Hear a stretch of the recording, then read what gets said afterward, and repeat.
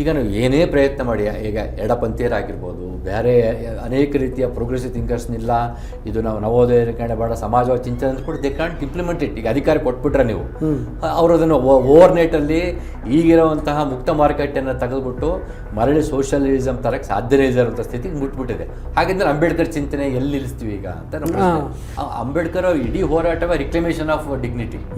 ಒಂದೇ ಲೈನಲ್ಲಿ ಹೇಳ್ರಿ ಅಂತಂದ್ರೆ it is reclamation of dignity. Ambedkar ಎಲ್ಲಿನೂ ಹಕ್ಕುಗಳನ್ನ ಪ್ರತಿಪಾದನೆ ಮಾಡೋದಿಲ್ಲ. ಅವ್ರು ಕೇಳ್ತಿದ್ರೆ ಅಲೋ ಮೀ ಟು ಪಾರ್ಟಿಸಿಪೇಟ್ ಅಷ್ಟೇ, ನನಗೆ ಸ್ಪೇಸ್ ಕೊಡಿ.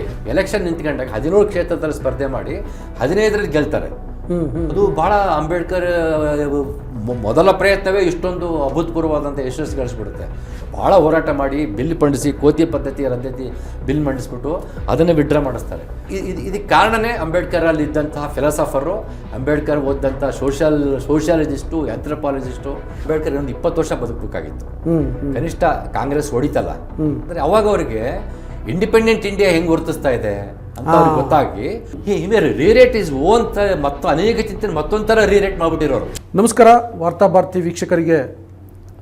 ಬಾಬಾ ಸಾಹೇಬ್ ಡಾಕ್ಟರ್ BR ಅಂಬೇಡ್ಕರ್ ಅವರ ಇತರೆ ಚಿಂತನೆಗಳ ಬಗ್ಗೆ ಕೂಡ ನಾವು ಒಂದು ಸರಣಿ ಮಾಡಬೇಕು, ಅದರ ಬಗ್ಗೆ ಬೆಳಕು ಚೆಲ್ಲಬೇಕು ಅನ್ನುವಂಥ ಉದ್ದೇಶ ಇಟ್ಕೊಂಡು ಈ ಥರದ ಸಂದರ್ಶನಗಳನ್ನು ಮಾಡ್ತಾಯಿದ್ದೀವಿ. ಅದಕ್ಕೆ ಸ್ವಾಗತ. ಇವತ್ತಿನ ನಮ್ಮ ಅತಿಥಿ ಸಾಮಾಜಿಕ ಹೋರಾಟಗಾರರು, ಚಿಂತಕರು, ಲೇಖಕರು ಆದಂತಹ ಶ್ರೀಪಾದ್ ಭಟ್ ಅವರು. ಅವ್ರ ಜೊತೆ ಮಾತಾಡ್ತೀನಿ.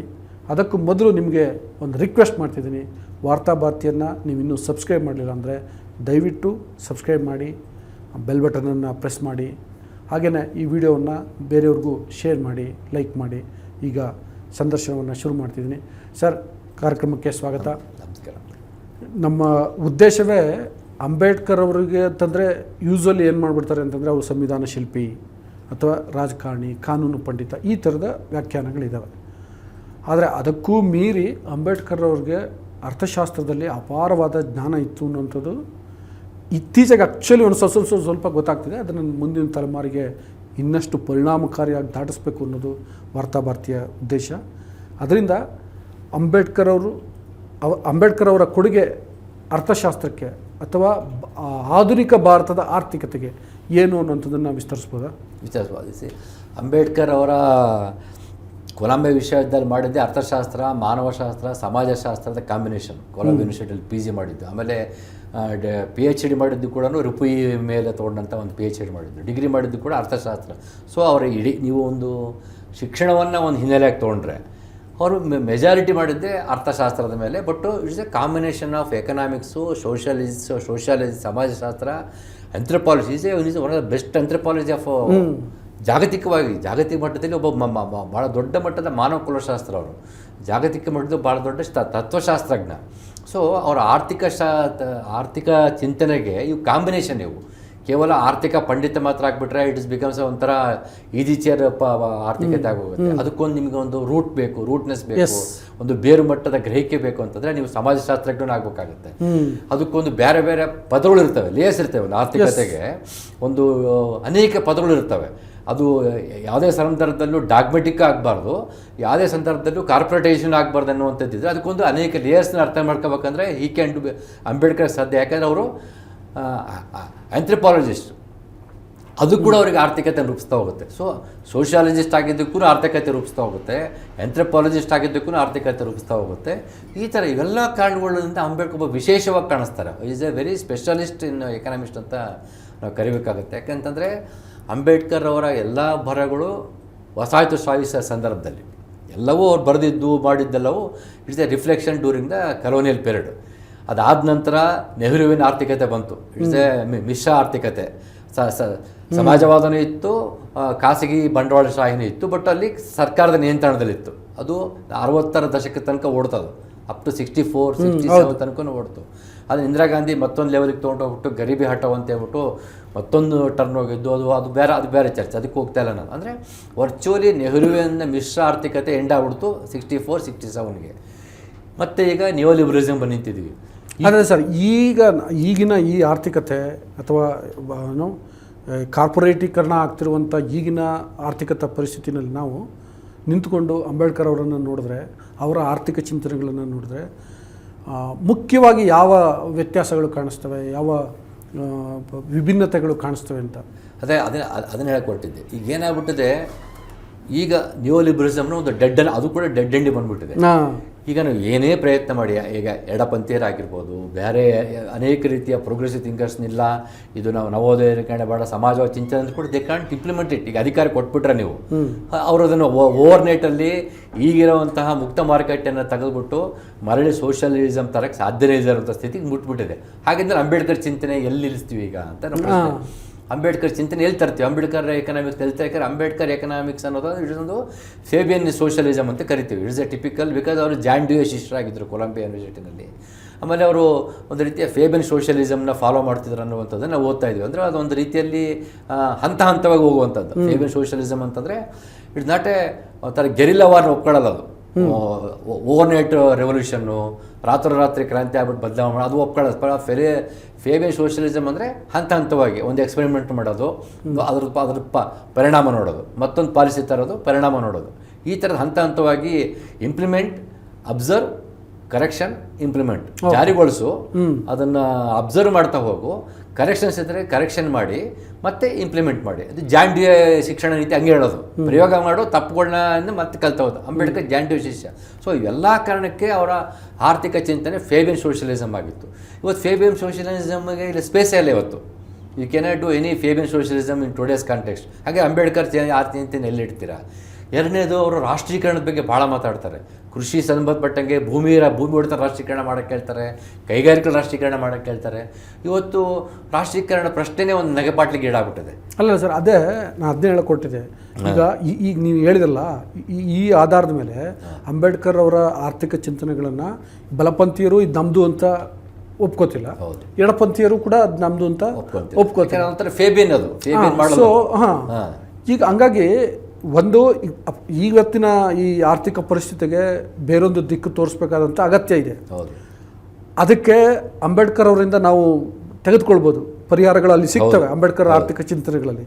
ಆದರೆ ತೆಗೆದುಕೊಳ್ಳಲಿಕ್ಕೆ ಎರಡೂ ಕಡೆಯಿಂದ ಸಿದ್ಧ ಇಲ್ಲ. ಸೊ ಎಂಥ ಒಂದು ಭಾಳ ವಿಷಮ ಪರಿಸ್ಥಿತಿ ಅದು. ಇದಕ್ಕೆ ನೀವು ಯಾವ ರೀತಿ ವ್ಯಾಖ್ಯಾನಿಸ್ತೀರಿ ಅಂತ? ಸಾಧ್ಯ ಇದೆ. ನಾವು ಅದೇ 1 to 1 ನೋಡ್ಬಿಟ್ರೆ ಸಾಧ್ಯ ಇಲ್ಲ ಅನಿಸ್ಬಿಡುತ್ತೆ. ರಾಷ್ಟ್ರೀಕರಣ ಅಂತ ಅಂದ್ಬಿಟ್ರೆ ಅಂಬೇಡ್ಕರು ಈಗ ಆಗಲ್ವಲ್ಲ ಅಂತ ಅನಿಸುತ್ತೆ. ಹಂಗೆ ನೋಡೋಕ್ಕಾಗೋದಿಲ್ಲ.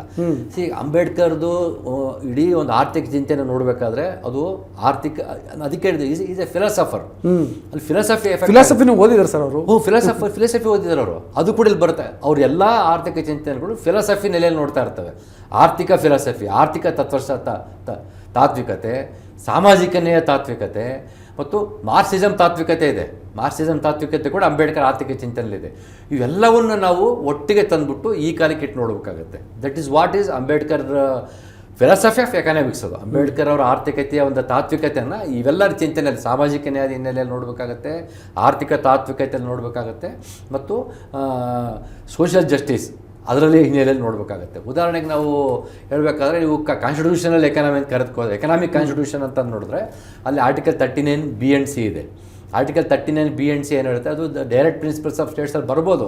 ಆದರೆ ಒಂದು ಸಂಪತ್ತನ್ನು ಒಂದೇ ವ್ಯಕ್ತಿಯ ಕಡೆಗೆ ಅಥವಾ ಒಂದು ಕುಟುಂಬದ ಹತ್ರ ಕ್ರೋಢೀಕರಣ ಆಗಬಾರ್ದು ಅನ್ನೋದು ಒಂದು ಚಿಂತನೆ.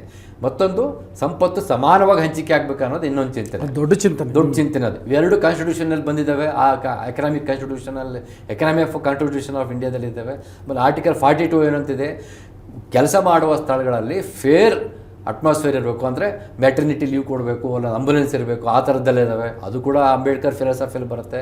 ಆರ್ಟಿಕಲ್ 43 ಅಂತ ಏನು ಹೇಳುತ್ತೆ, ವೇಜಸ್ ಬಗ್ಗೆ ಮಾತಾಡುತ್ತೆ, ಕನಿಷ್ಠ ವೇತನದ ಬಗ್ಗೆ ಮಾತಾಡುತ್ತೆ, ಎಲ್ಲ ಮಾತಾಡುತ್ತೆ.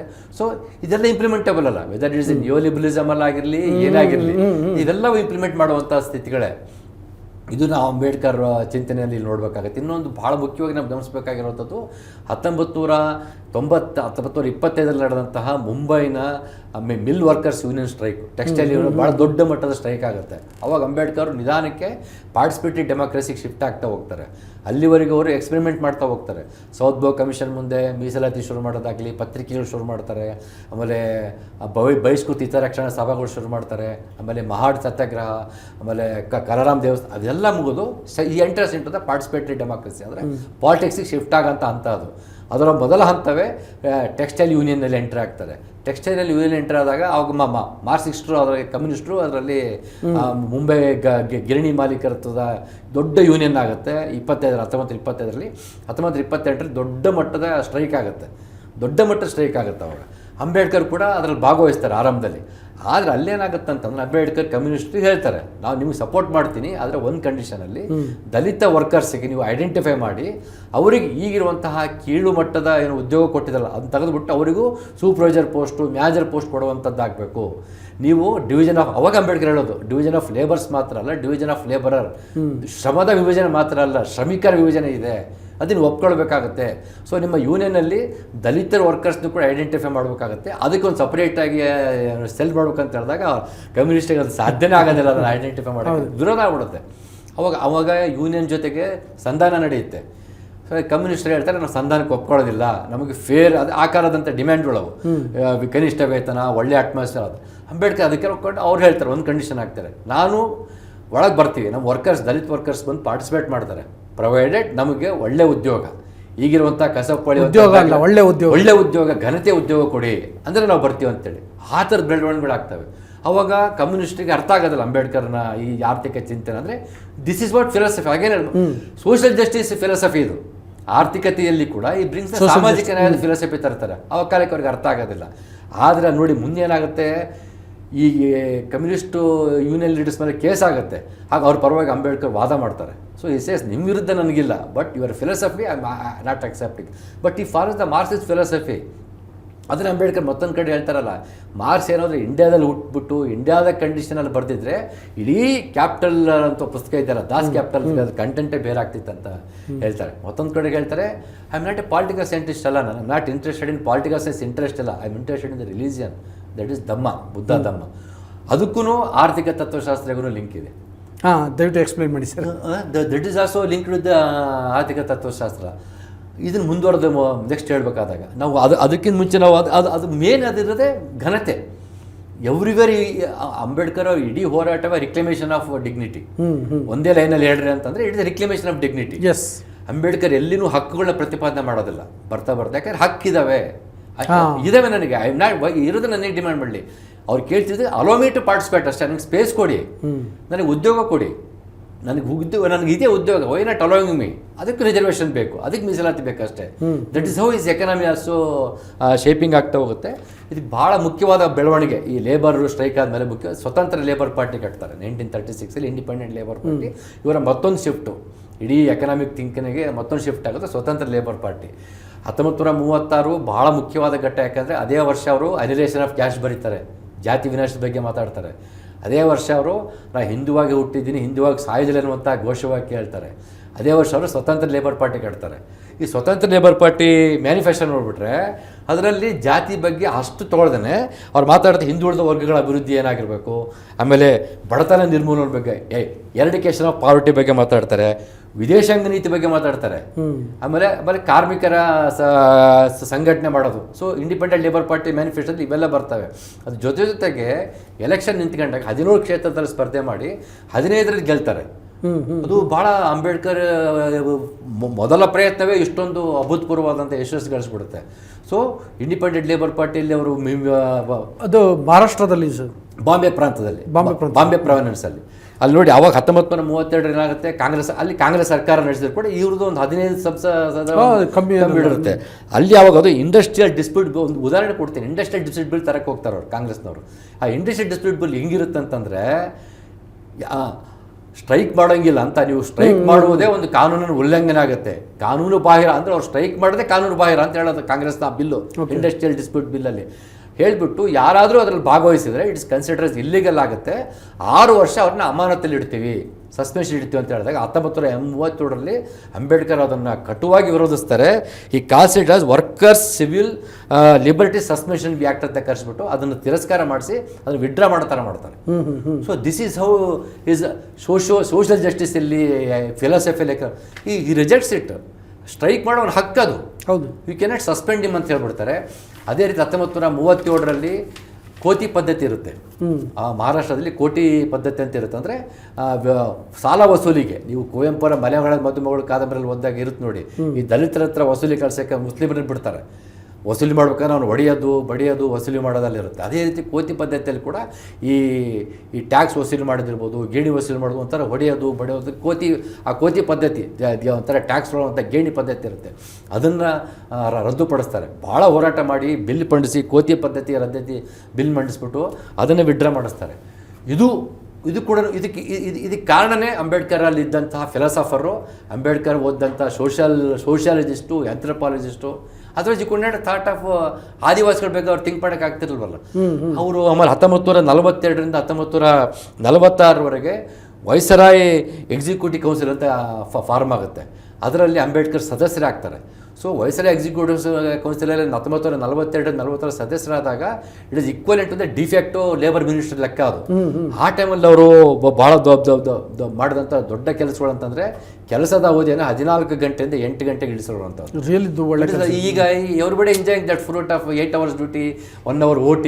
ಸೊ ದಟ್ ಈಸ್ ಸರ್ ನೋಡಿ, ಆ್ಯಕ್ಚುಲಿ ಈಗ ಈ ಇತ್ತೀಚೆಗೆ ಗೊತ್ತಲ್ಲ, ವಾರಕ್ಕೆ 70 ತಾಸು, ದಿನಕ್ಕೆ 10 ಗಂಟೆ ದುಡಿಬೇಕು, ವಾರಕ್ಕೆ 70 ಗಂಟೆ ದುಡಿಬೇಕು ಅಂತೆಲ್ಲ ಹೇಳ್ತಿರೋ ಅದು ಇವತ್ತು ಅಂಬೇಡ್ಕರ್ ಇವತ್ತು ರೆಲೆವೆಂಟ್ ಆಗುತ್ತಲ್ಲ. ಹೌದು, ಅದಕ್ಕೆ ಹೇಳ್ತಿರೋದು. ರಾಷ್ಟ್ರೀಕರಣ ಮಾತ್ರ ಇಟ್ಕೊಂಡ್ಬಿಟ್ರೆ ನಾವು where it the dead end ಆಗ್ತೀವಿ. You cannot think that Ambedkar ರಾಷ್ಟ್ರೀಕರಣ ಹೇಳಿದ್ರು ಅದು ಆಗಲ್ಲ ಅಂತಲ್ಲ. These are small things. ಆಗ ಅವರು ಮೈನಿಂಗ್ ಜಾಗಕ್ಕೆಲ್ಲ ಹೋಗ್ತಾರೆ.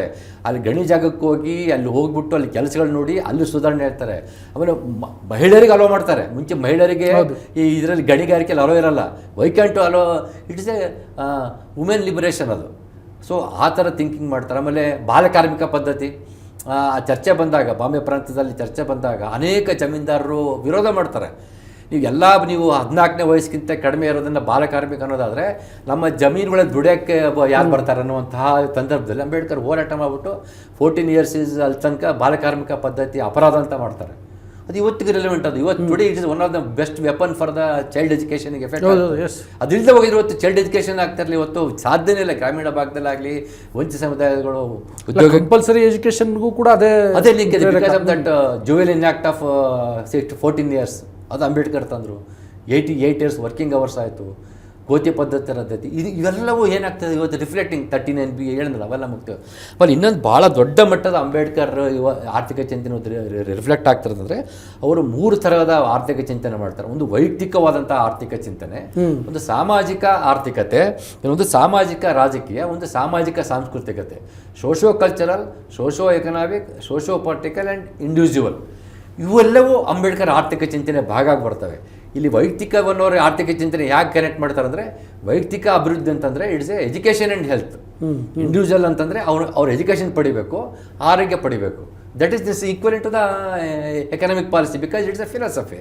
ಆಮೇಲೆ ಸೋಷಿಯೋ ಆರ್ಥಿಕತೆಯಲ್ಲಿ ಅವ್ರು ತಂದಾಗ ಇನ್ ಟರ್ಮ್ಸ್ ಆಫ್ ಸಾಮಾಜಿಕ ಆರ್ಥಿಕತೆಯಲ್ಲಿ ಬಂದಾಗ ಅದು ಡೆಮೋಕ್ರಸಿಯನ್ನು ಎಂಪವರ್ಮೆಂಟ್ ಮಾಡೋದು, ಸ್ಟೇಟ್ ಇಶ್ಯೂ ಆಗಿ ಬಂದಾಗ ಅವರು ಅದನ್ನು ಪ್ರಜಾಪ್ರಭುತ್ವ ಸಬಲೀಕರಣಕ್ಕೆ ಲಿಂಕ್ ಮಾಡ್ತಾರೆ.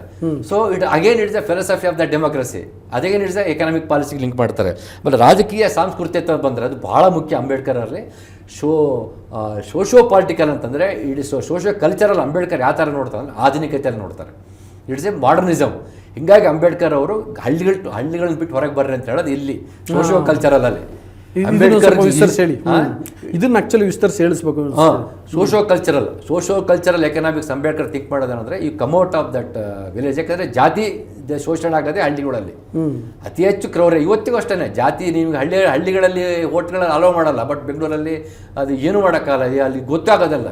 That's what is says come out ಆಧುನಿಕತೆ. ಹಿಂಗಾಗಿ ಅಂಬೇಡ್ಕರ್ಗೆ ಯಾವುದೇ ಅಂಬೇಡ್ಕರೇಟ್ ಆಗಬೇಕಾಗಿದ್ದರೆ ಲೆಸ್ ಆಫ್ ಕಲ್ಚರಲ್ ಆ್ಯಕ್ಟಿವಿಟಿ, ನೆಲ ಸಂಸ್ಕೃತಿ, ಈ ಇಲ್ಲಿನ ಭಾಗ ಅವೆಲ್ಲ ಅಂಬೇಡ್ಕರಿಸಮ್ಗೆ ಇಟ್ಸ್ ಎ ಆ್ಯಂಟಿಥಿಸಿಸ್ ಆಗಿಬಿಡ್ತವೆ. Because that is what is economic empowerment. ನೀವು ಆಧುನಿಕತೆ ಪಡ್ಕೊಂಡ್ರೆ ಮಾತ್ರನೇ ಎಕನಾಮಿಕ್ ಎಂಪವರ್ಮೆಂಟ್ ಅಂತ ಅಂಬೇಡ್ಕರ್ ಹೇಳೋದು. ಹಿಂಗಾಗಿ ಈ ವೈಯಕ್ತಿಕತೆ, socio economical, socio political, socio cultural ಇವೆಲ್ಲವನ್ನು ಕೂಡ ನಾವು ನೋಡಿದಾಗ ಅಂಬೇಡ್ಕರ್ ಅವರ ಆರ್ಥಿಕ ಚಿಂತನೆಗೆ ನಾನು ನಿಮ್ಮ ಲಾಸ್ಟ್ ಪಾರ್ಟ್ ಸೋಷಿಯೋ ಕಲ್ಚರಲ್ ಅಂತ ಹೇಳ್ತಾರಲ್ಲ ಅಲ್ಲಿ ಹೇಳ್ತೀನಿ. ಅಂದರೆ ನನಗೆ ಇನ್ನೊಂದು ಏನು ಅನಿಸ್ತಿದೆ ಅಂದರೆ, ನೋಡಿ ನೀವು ಇಷ್ಟೆಲ್ಲ ಹೇಳಿದ್ರಲ್ಲ, ಅಂಬೇಡ್ಕರ್ ಯಾವ್ಯಾವ ವಿಷಯಗಳನ್ನ ಅಧ್ಯಯನ ಮಾಡಿದ್ದಾರೆ ಮತ್ತು ಅದನ್ನು ಯಾವ್ಯಾವ ರೀತಿ ಅನುಷ್ಠಾನಕ್ಕೆ ತಂದಿದ್ದಾರೆ, ಯಾವ್ಯಾವ ಸಂದರ್ಭದಲ್ಲಿ ತಂದಿದ್ರೆ ಅನ್ನೋದನ್ನ ನೀವು ವಿಸ್ತರಿಸಿದ್ರಿ. ಈಗ ಕಾನೂನು ಮತ್ತು ಒಬ್ಬ ರಾಜಕಾರಣಿಯಾಗಿ ಕಾನೂನು ಪಂಡಿತ ಆಗಿ ಮಾಡೋದಕ್ಕಿಂತ ಹೆಚ್ಚಾಗಿ ಅವರು ಬೇರೆ ಬೇರೆ ವಿಷಯಗಳಲ್ಲಿ ಅವ್ರದ್ದೇ ಆದಂಥ ಕೊಡುಗೆಯನ್ನು ಕೊಟ್ಟಿದ್ದಾರೆ.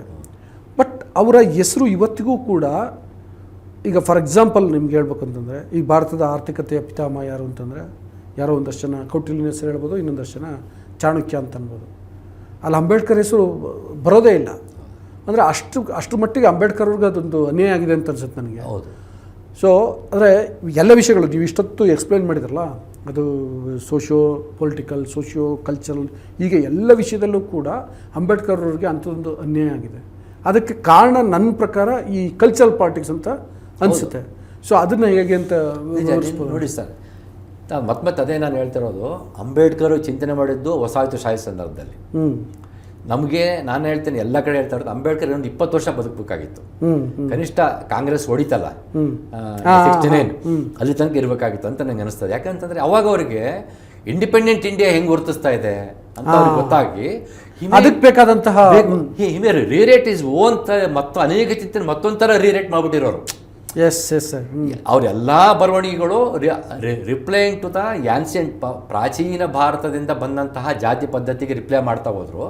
ಅದೇ ಸಂದರ್ಭದಲ್ಲಿ ವಸಾಹತುಶಾಹಿಯ ತನ್ನಂತಹ ಒಂದು ಆರ್ಥಿಕ ನೀತಿ, ಸಾಮಾಜಿಕ ನೀತಿಗೆ ರಿಪ್ಲೈ ಮಾಡ್ತಾ ಹೋದ್ರು. This is how is total thought process ಆಯಿತು. ಸ್ವತಂತ್ರ ಬಂದ ನಂತರ ಸ್ವತಂತ್ರ ಇಂಡಿಯಾ ಯಾವ ರೀತಿ ಕಾರ್ಯನಿರ್ವಹಿಸುತ್ತಂತ ಅಂಬೇಡ್ಕರ್ಗೆ ಅನುಭವಿಸೋಕ್ಕೂ ಆಗಲಿಲ್ಲ, ನೋಡೋಕ್ಕಾಗ್ದಿರೋದ ಸಂದರ್ಭದಲ್ಲಿ ಭಾಳ 1950 ಹೋಗ್ಬಿಟ್ರು. ಸೊ ಇದು ಒಂದು ಕಾರಣ. 1956 ಹೋದ್ಮೇಲೆ ಅವರ ರಿಪಬ್ಲಿಕನ್ ಪಾರ್ಟಿ ಆಫ್ ಇಂಡಿಯಾ ಕೂಡ ಸ್ಪ್ಲಿಟ್ ಆಯಿತು. ಏನಾಗಿ ಅಂಬೇಡ್ಕರ್ ಕ್ರಮೇಣ ಇರಿಲೆವೆಂಟ್ ಆಗ್ಬಿಡ್ತಾರೆ. ಫರ್ಗೆಟ್ ಅಬೌಟ್ ಎಕನಾಮಿಸ್ಟ್ ಅಂಬೇಡ್ಕರ್ ಅಲ್ಲ, ಟೋಟಲ್ ಅಂಬೇಡ್ಕರ್ ನಿಧಾನಕ್ಕೆ ಅಂಬೇಡ್ಕರ್ ಇರಿಲೆವೆಂಟ್ ಆಗ್ತಾ ಹೋಗ್ತಾರೆ. ನೆಹರುವಿನ ಸೋಷಿಯಲಿಸಮ್ ಬರ್ತಾ ಹೋಗುತ್ತೆ. ಆಮೇಲೆ ಇಂದಿರಾ ಗಾಂಧಿ, ಮತ್ತೆ ಅಂಬೇಡ್ಕರ್ ರೀಇನ್ವೆಂಟ್ ಆಗೋದು 21ನೇ ಶತಮಾನದಲ್ಲಿ. ಎಲ್ಲಿ ನ್ಯೂ ಲಿಬ್ರಲಿಸಮ್ ಬರೋಕ್ಕೆ ಶುರುವಾಯಿತು, ಎಲ್ಲಿ ಒಂದು ಸಮಾನತೆ ಕಡಿಮೆ ಆಗ್ತಾ ಹೋಗಿದೆ. ಯಾಕಂದರೆ ನ್ಯೂ ಲಿಬ್ರಲಿಸಮ್ ಹೇಳೋದು ಏನು ಅಂತಂದರೆ ಅದು ಡೆವಲಪ್ಮೆಂಟ್ ಮಾರ್ಕೆಟ್, ಅದು ಅಭಿವೃದ್ಧಿ ಮಾರುಕಟ್ಟೆ. ಅದಕ್ಕೆ ಏನು ಹೇಳುತ್ತಂತಂದರೆ ಅಭಿವೃದ್ಧಿ ಮುಖ್ಯ ಆಗುತ್ತೆ, ಅಭಿವೃದ್ಧಿ ಆದರೆ ಉದ್ಯೋಗ ಸೃಷ್ಟಿ ಆಗುತ್ತೆ. ಅಲ್ಲಿವರೆಗೆ ಅಸಮಾನತೆ ಇರುತ್ತೆ, ಸೈಜ್ ಕಡೆ ಅಂತ ಹೇಳುತ್ತೆ. You tolerate the inequality if you want the development ಬೇಕು ಅಂತಂದರೆ ಅಸಮಾನತೆ ಸೈಜ್ ಕಡೆ ಅಂತ ಹೇಳುತ್ತೆ. ಅದು it is a most anti humanity ಅದು. ಬಟ್ ಆದರೆ ಅಭಿವೃದ್ಧಿ ಅನ್ನೋದೇ ನಿಮಗೆ ಸಮಾಜದ ಕಡೆಯ ಜನಕ್ಕೂ ತಲುಪದೇ ಇರುವಂಥ ಅಭಿವೃದ್ಧಿ ಅಂದರೆ ಒಂದು ಸಮಗ್ರವಾದ ಅಭಿವೃದ್ಧಿ ಆಗ್ಲಿಕ್ಕೆ ಸಾಧ್ಯನೇ ಇಲ್ಲ. ಆಗಲ್ಲ ಅದು. ಮತ್ತು ಹೆಂಗೆ ಸಹಿಸ್ಕೊಳ್ಳೋದು ಅಥವಾ ಅದು ಹೆಂಗೆ ಅಭಿವೃದ್ಧಿ ಅಂತ ಆಗುತ್ತೆ? ಅದರ ದುಷ್ಪರಿಣಾಮ ಹೆಂಗೆ ನೋಡ್ತಾ ಇದೆಯಲ್ಲ ಈಗ.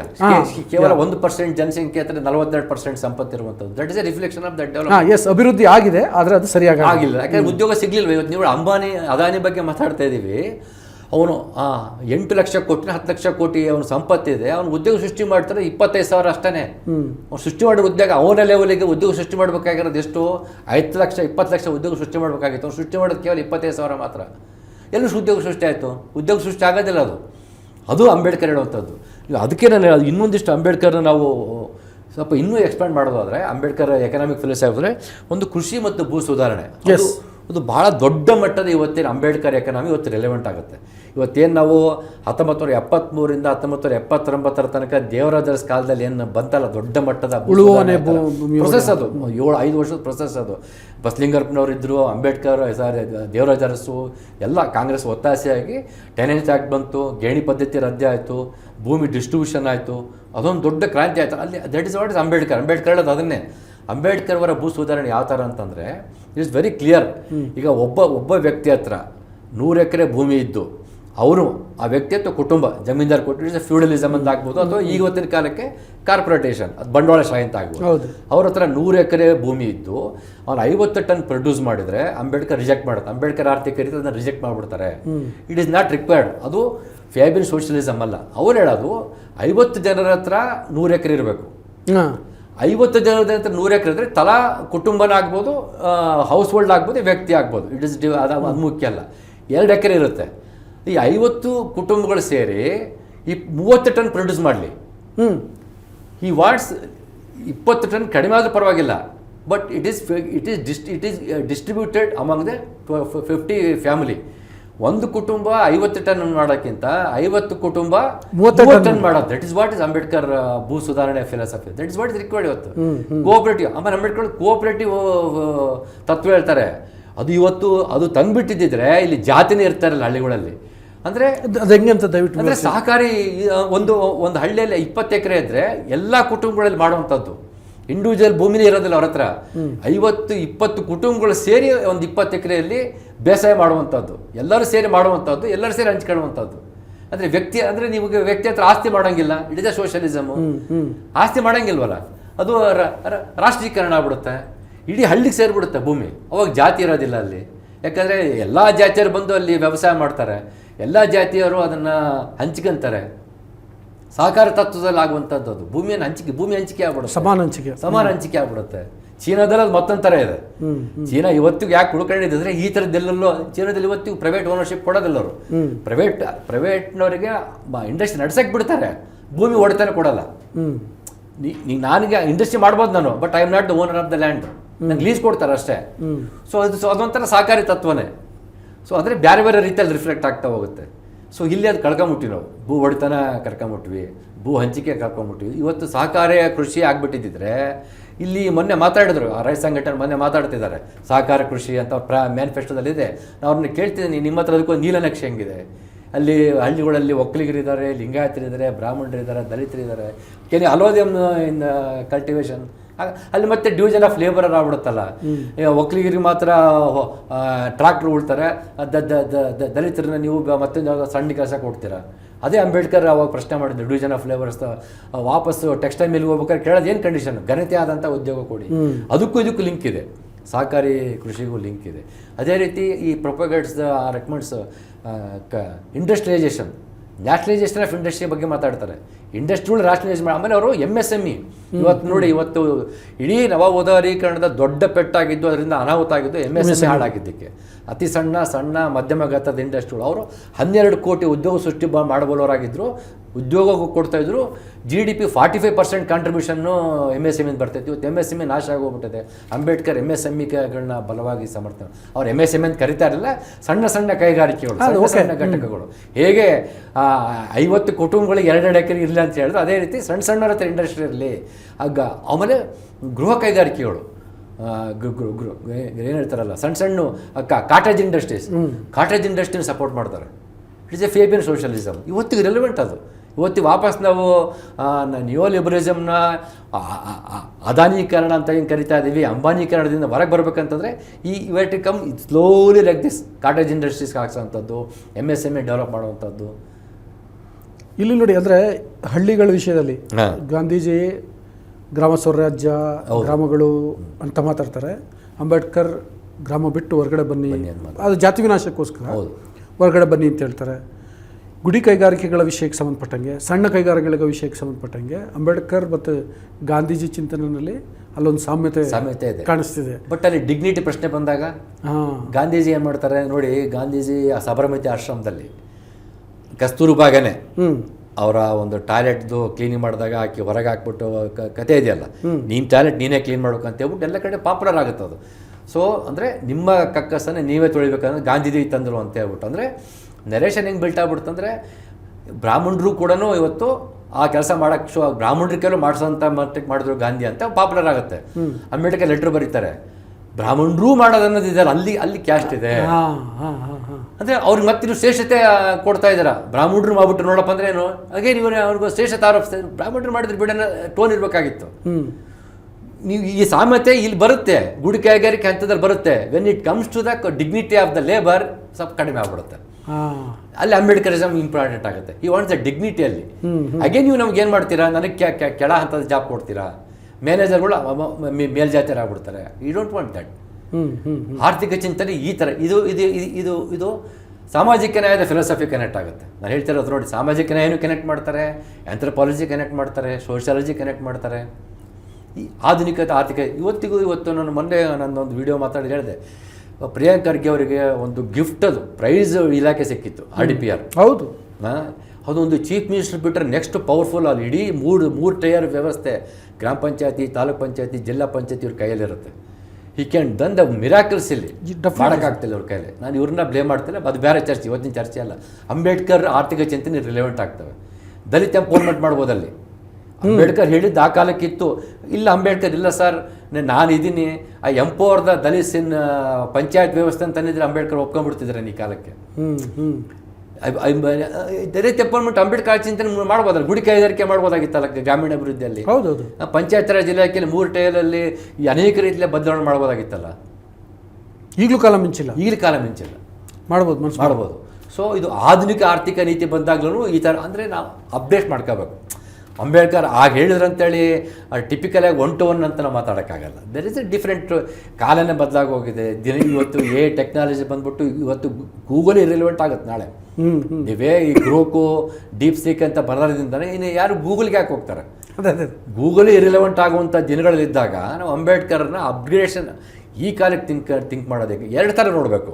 How to implement. Sir actually ನಮ್ಮ ಮುಖ್ಯವಾದಂಥ ವಾರ್ತಾಭಾರತಿ ಇನಿಷಿಯೇಟಿವ್ ಅದು ಏನಂದರೆ ಅಂಬೇಡ್ಕರ್ ಅವರನ್ನು ನಾವು ಹೊಸ ತಲೆಮಾರಿಗೆ, ಹೊಸ ಜಗತ್ತಿಗೆ, ನೀವು ಹೇಳ್ದಂಗೆ ಗೂಗಲ್, ಈಗ ಇನ್ನೊಂದು ನೀವೇ ಹೇಳಿದ್ರಿ, ಗೂಗಲ್ಲೇ ಇರ್ರಿಲೆವೆಂಟ್ ಆಗುವಂತಹ ಪರಿಸ್ಥಿತಿಗೆ ನಾವು ಹೇಗೆ ಅವ್ರನ್ನ ಪರಿಚಯಿಸಬೇಕು, ಹೇಗೆ ದಾಟಿಸ್ಬೇಕು ಅನ್ನೋದು ಇಲ್ಲಿ 2 ಥರ ಇದೆ. ಹೇಗೆ ಈ ಕಾಲಕ್ಕೆ ಅಪ್ಡೇಟ್ ಮಾಡ್ಕೋಬೇಕು. ಇನ್ನೊಂದು ನಾನು ಯಾವಾಗಲೂ ಹೇಳೋದು, ಈಗ ಅಂಬೇಡ್ಕರ್ ಇದ್ರೆ ಏನು ಮಾಡ್ತಿದ್ರು, ಅದು ನಾವು ಥಿಂಕ್ ಮಾಡ್ಬೇಕು. ಈಗ ಅಂಬೇಡ್ಕರ್ ಇದ್ರೆ ಏನು ಮಾಡ್ತಿದ್ರಪ್ಪ, ಅದನ್ನೇ ಹೇಳ್ತಾ ಇದ್ರ, ಇಲ್ಲ ಅವ್ರು ಅಪ್ಗ್ರೇಡ್ ಮಾಡ್ಕೊಳ್ತಾ ಇದ್ರು. ನೋಡಿ, ಸ್ವತಂತ್ರ ಭಾರತದಲ್ಲಿ ಸ್ವತಂತ್ರ ಅಧಿಕಾರಕ್ಕೆ ಬಂದು 1952 ಸರ್ಕಾರ ಬಂದ ಮೇಲೆ ಫ್ಯಾಮಿಲಿ ಪ್ಲಾನಿಂಗ್ದು ದೊಡ್ಡ ಮಟ್ಟದಲ್ಲಿ ಬೆಳೀತು. ಅಂಬೇಡ್ಕರ್ ಅವರ ಇಂಡಿಪೆಂಡೆಂಟ್ ಲೇಬರ್ ಪಾರ್ಟಿ ಪ್ರಣಾಳಿಕೆಯಲ್ಲೇ ಪ್ರಸ್ತಾಪ ಮಾಡ್ತಾರೆ ಜನನ ನಿಯಂತ್ರಣ ಆಗಬೇಕು ಅಂತೇಳಿ. ಆ್ಯಂಡ್ ಫಸ್ಟ್ ಟೈಮ್ ಅಂಬೇಡ್ಕರ್ ಮಾತಾಡೋದು ಹ್ಯೂಮನ್ ಕ್ಯಾಪಿಟಲ್, ಮಾನವ ಬಂಡವಾಳ ತತ್ವದ ಬಗ್ಗೆ ಅಂಬೇಡ್ಕರ್ ಮಾತಾಡ್ತಾರೆ.